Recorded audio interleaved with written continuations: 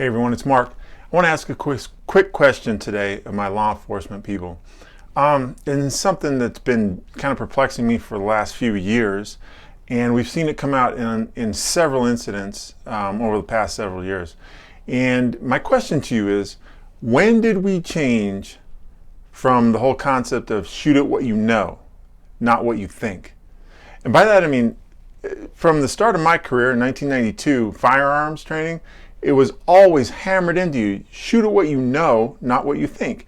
And that was the mantra of my SWAT team over the years, was, you have to know what you're shooting at. You have to be a credible threat, it has to be verified, you have to know this. You can't just shoot at whatever. I've kind of changed that when I teach, I've changed that statement to shoot at what you know, not what you can possibly fantasize. Because that's what it seems like happening today. And before you want to take me to task about how everybody's kids need to be raised better and just comply and do what the officer says and all that kind of stuff, and split-second decision in a rapidly changing environment, I just want you to think about that. And I want to compare and contrast two different incidents that have happened just in the last week.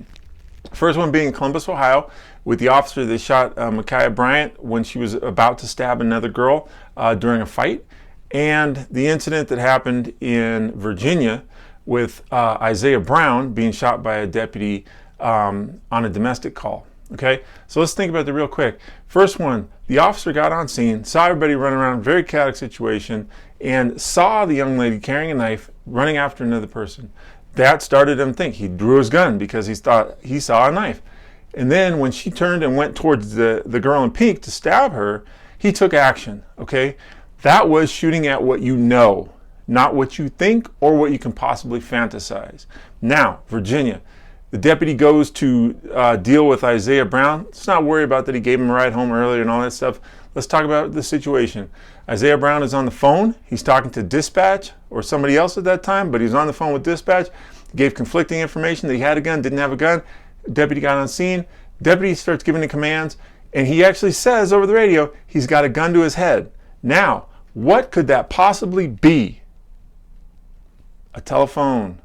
He's talking to the dispatcher, he's talking to somebody. But because the deputy heard on his way there that the suspect said he had a gun, he now determined that to be a gun. He didn't take his observations because it was dark, I understand, but at the same time, you got lights. And we have lights on our guns, and we have flashlights for a reason, so that we can see the threat, because we have to shoot at what we know, not what we can possibly fantasize. All right? So please, help me understand that. I'm wondering where we're going with that. Talk to you later.